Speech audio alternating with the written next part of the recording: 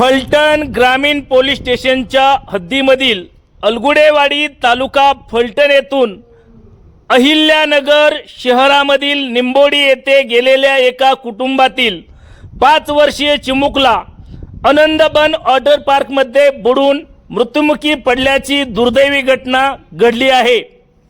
सोमवार दिनांक 18 मे रोजी दुपारच्या सुमारास ही घटना घडली आहे।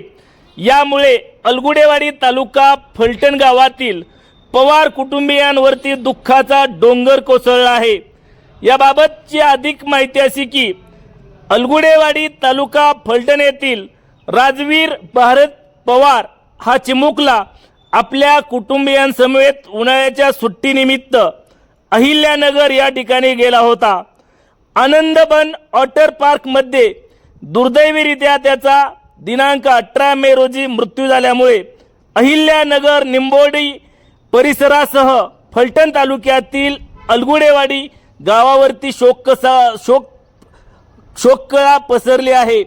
घटनास्थळी पोलीस दाखल झाले असून या घटनेचा अधिक तपास अहिल्यानगर पोलीस स्टेशनचे पोलीस अधिकारी कर्मचारी करीत आहेत।